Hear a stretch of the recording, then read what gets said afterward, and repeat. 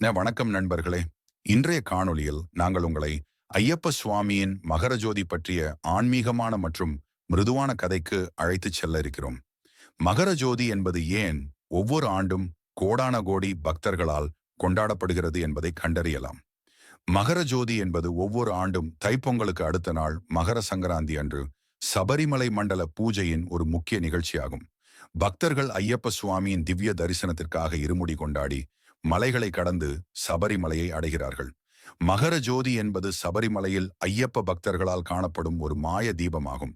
இதன் தோற்றம் மகர சங்கராந்தியுடன் கூடியுள்ள தன்மையான மாலை நேரத்தில் மட்டுமே நிகழ்கிறது. மகர ஜோதி என்பது இயற்கை மற்றும் தெய்வீகத்தை குறிக்கும் ஒரு அற்புதமான நிகழ்வு.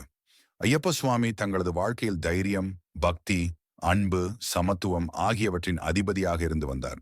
மகாராஜா பந்தலத்தின் மகனாக பிறந்து புலிகளை அடக்கி தெய்வீக செயல்களை ஆற்றிய அவர் மக்களுக்கு ஒரு சக்தியாக திகழ்ந்தார்.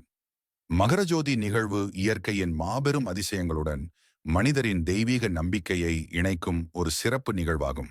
பக்தர்கள் மகர விளக்கு பற்றிய தீபத்தை காணும்போது அவர்கள் மனங்களில் ஒரு அமைதி மற்றும் ஆனந்தம் தோன்றுகிறது.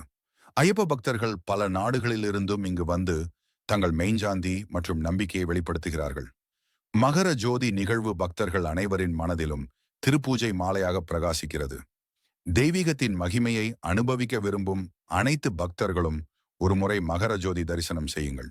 இந்த தரிசனம் உங்கள் வாழ்க்கையில் அமைதியையும் மகிழ்ச்சியையும் கொண்டு வரும். சுவாமி சரணம். இந்த வீடியோவை உங்கள் நண்பர்களுக்கும் பகிர்ந்து அவர்களும் தெய்வீகத்தின் அழகை அனுபவிக்க செய்யுங்கள். இந்த வீடியோ பிடித்திருந்தால் தமிழ் கவிதை பாலாஜி யூடியூப் சேனலை லைக் மற்றும் சப்ஸ்கிரைப் பண்ணுங்க. நன்றி, வணக்கம்.